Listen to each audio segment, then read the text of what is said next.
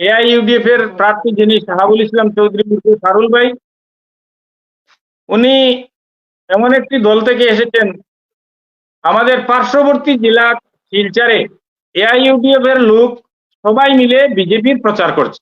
নসরুদ্দিন আজমল সাহেব একজন ব্যবসায়ী লোক, উনি বরাকে এসে জনসাধারণের ভোটকে ক্রয় করেন এবং গুয়াহাটিতে নিয়ে হেমন্ত বিশ্ব শর্মার কাছে সেই ভোটগুলা বিক্রি করেন। হেমন্ত বিশ্ব শর্মা উনার নিজের একটি বক্তব্যে আমি শুনেছি, উনি বলেছেন इस्लाम को खत्म कर देना चाहिए कोरोना जैसा, खत्म हो जाना चाहिए, हम खत्म कर देगा।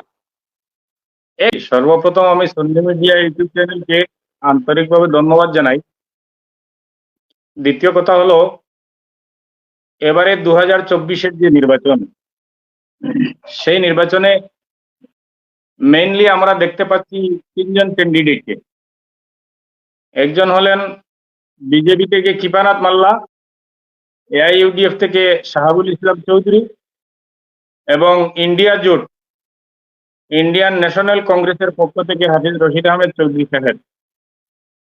তো আমার মনে হচ্ছে এবারে যখন আমাদের ইন্ডিয়ান ন্যাশনাল কংগ্রেসে 11 জন প্রার্থী নমিনেশন চেয়েছিলেন, তখন থেকেই করিমগঞ্জ তথা হাইলাকান্দির দেশপ্রেমী, সংবিধান প্রেমী, ইনোসেন্ট জনসাধারণের একটি চাহিদা ছিল যে ইন্ডিয়ান ন্যাশনাল কংগ্রেস যদি হাফিজ রশিদ আহমেদ চৌধুরী সাহেবকে মনোনীত করে মনোনয়ন দেয়, তাহলে আমরা করিমগঞ্জবাসী একজন যোগ্য নেতাকে পাব এবং উনাকে নির্বাচিত করব। সত্যি সত্যি যখন টিকিট দেওয়া হয়েছে ইন্ডিয়ান ন্যাশনাল কংগ্রেসের পক্ষ থেকে, তখনই 60% ভোট হাফিজ রশিদ আহমেদ চৌধুরী সাহেবের পক্ষে চলে গেছে। তারপর যখন কাজ আরম্ভ হয়েছে, আজকের দিনে দেখছি বিজেপি থেকে যে ক্যান্ডিডেটকে দেওয়া হচ্ছে তাকে তো করিমগঞ্জের মানুষ কোনো প্রশ্নই আসে না। কারণ এমপি নির্বাচন করা হয় দেশের সুখে দুঃখে, জনসাধারণের সুখে দুঃখে উন্নয়ন করার জন্য, সুখ দুঃখের কথাগুলা দিল্লিতে আবদার জানিয়ে সেগুলা সলভ করার জন্য। কিন্তু বিগত 5 ইয়ার্স আমরা দেখেছি কৃপানাথ মাল্লা মহাশয় একদম জিরো, জীবনেও কোনোদিন উনি সংসদে একটি বাক্য পর্যন্ত ইউজ করতে দেখা যায়নি। উনি, আমি একটি অ্যাসেসমেন্টে দেখেছি 100-এ 75% উনি অ্যাবসেন্ট ছিলেন। 100 দিন সংসদ হলে উনি 75 দিন অ্যাবসেন্ট ছিলেন এবং যে 25 দিন উনি উপস্থিত হয়েছিলেন তখনও করের বেঞ্চে বসে উনি ঘুম পাড়ছিলেন। তাই একজন অকর্মণ্য এমপি, পত্রিকায় লেগেছিল উনি চুইস অফ এমপি। এই কারণেই জনসাধারণ উনাকে দ্বিতীয়বার আর নির্বাচিত করতে চায় না। দ্বিতীয় কথা হলো, আজকে স্বাধীনতার পর 73 বছরে আমাদের এই করিমগঞ্জ আসনটি মুক্ত হয়েছে, উন্মুক্ত হয়েছে, জেনারেল হয়েছে, কিন্তু বিজেপি আবারও একজন এসসি মানুষকে যখন টিকিট দিয়ে দিয়েছে, বরাকেও এসসি, শিলচরেও এসসি এবং করিমগঞ্জেও এসসি, টোটাল বরাককে এসসি করে দিয়েছে। এজন্য ইনোসেন্ট জনসাধারণ, হিন্দু মুসলিম সবাই মিলে এই ক্ষোভে যে আমরা তো আর টোটাল বরাক জিএসটি নয়, এবং বিজেপি আমাদের 73 বছর পর যখন এটা উন্মুক্ত হলো, তারপরও আমাদের অকর্মণ্য ক্যান্ডিডেটকে আমাদের গাড়ি চাপিয়ে দিয়েছে, তাহলে তাকে আর ভোট দেওয়ার কোনো প্রশ্নই আসে না। উপযুক্ত ক্যান্ডিডেট হাফিজ রশিদ আহমেদ চৌধুরী সাহেবকে আমরা পেয়েছি। ওনাকে আমরা সংসদে পাঠালে আমরা জানি উনি আমাদের করিমগঞ্জের জন্য সিংহের মতো গর্জন করবেন। কারণ ওনার অতীত ইতিহাসে আছে, আজকে দীর্ঘ 35 বছর থেকে উনি বাঙালিদের সমস্যা নিয়ে যেভাবে সময় সময় আইনি দ্বারস্থ হয়ে বা নিজের বিভিন্ন ধরনের বিবৃতি দিয়ে যেভাবে বাঙালিদের সমস্যা নিয়ে উনি লড়ছেন, উনি একজন বাঙালি নেতা হলেন, স্বীকৃতি পেয়েছেন। তাই বরাকের হিন্দু, মুসলিম, বৌদ্ধ, খ্রিস্টান সবাই মিলে ওনাকে একজন উপযুক্ত নেতা হিসাবে তৈরি করে দিল্লিতে পাঠাতে চায়, করিমগঞ্জের নামকে উজ্জ্বল করতে চায়। কৃপানাথ মাল্লাকে আবারও বরাকের জনসাধারণ ভোট দেওয়া মানে তার চেয়ে বোকামি আর কিছুই হতে পারে না।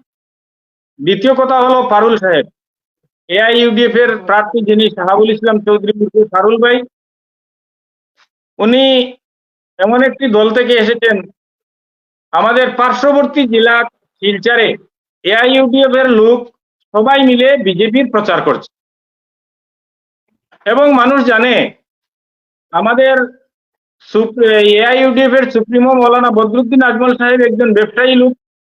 উনি বরাকে এসে জনসাধারণের বুটকে ক্রয় করেন এবং গুয়াহাটিতে নিয়ে হেমন্ত বিশ্ব শর্মার কাছে সেই বুটগুলা বিক্রি করেন। তা কয়েকবার প্রমাণিত হয়ে গিয়েছে।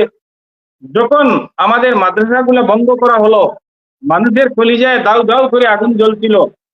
এর পরের দিনই সিরাজউদ্দিন আজমল সাহেব বলেছিলেন সর্বকালের সর্বশ্রেষ্ঠ মুখ্যমন্ত্রী হেমন্ত বিশ্ব শর্মা। মানুষের কলিজায় আঘাত দিয়েছেন হেমন্ত বিশ্ব শর্মা। তা উনার নিজের একটি বক্তব্যে আমি শুনেছি, উনি বলেছেন ইসলাম को खत्म कर देना चाहिए कोरोना जैसा, खत्म हो जाना चाहिए, हम खत्म कर देगा। একটা সাংবিধানিক পদে থেকে একজন সিএম হয়ে উনি যে এত অসাংবিধানিক কথা বলতে পারবেন আমাদের কল্পনায়ও ছিল না। সেটা আমাদের দুর্ভাগ্য। উনি একজন আমাদের আসামের মুখ্যমন্ত্রী হয়ে একটা কলঙ্কিত অধ্যায় রচনা করেছেন। আমরা এদের কুশাসন থেকে নিষ্কৃতি পেতে চাই। তাই এআইইউডিএফ জনসাধারণ ধরে নিয়েছে ওরা বিজেপির বি টিম। তাই জনসাধারণ এআইইউডিএফ কে আর কোনো ভোট দেবে না। তার প্রমাণস্বরূপ আপনারা দেখেছেন হাইলাকান্দিতে যে তিনজন বিধায়ক আছেন ওদেরকে জনসাধারণ কোনো জনসভা করতেই দিচ্ছে না, ওদেরকে তাড়িয়ে দিচ্ছে, পশু খেদা দিয়ে ওদেরকে ঘরে তুলে দিচ্ছে, কোনো ধরনের ভোট দেবে না। জনসাধারণ ডিসাইড করে নিয়েছে হাফিজুর রশিদ আহমেদ চৌধুরী সাহেবের মতো নেতাকে আমরা করিমগঞ্জ থেকে এবার নির্বাচিত করব। তাই আমি মনে করি এআইইউডিএফ যেহেতু বিজেপির দ্বিতীয় বি টিম হয়ে কাজ করছে, তাই এআইইউডিএফ কেও জনসাধারণ ভোট দিতে চায় না এবং বিজেপিকেও দিতে চায় না। এজন্য বিজেপি যদি একজন জেনারেল ক্যান্ডিডেট দিত তাহলে মানুষ বিবেচনা করত। এত অকর্মণ্য একজন অপদার্থ এমপিকে, যিনি গত 5 বছরে জিরো কোনো প্রেফারেন্স নেই। দ্বিতীয় কথা হলো বরাকের 2টি সিট আমাদের কেটে নেওয়া হয়েছে। এই নিমক হারাম এমপি একটি বাক্য তার জন্য ব্যবহার করেননি।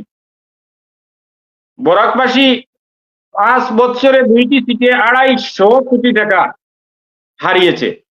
বিজেপি উন্নয়নের কথা বলে কি উন্নয়ন করছে ওনারা? আজকে 25-26 বছরে যেখানে 8 সিট থেকে 10টি বা 12টি হওয়ার কথা ছিল, সেখানে 8 সিট থেকে কেটে ওনারা 6টি সিট আমাদেরকে দিয়েছে।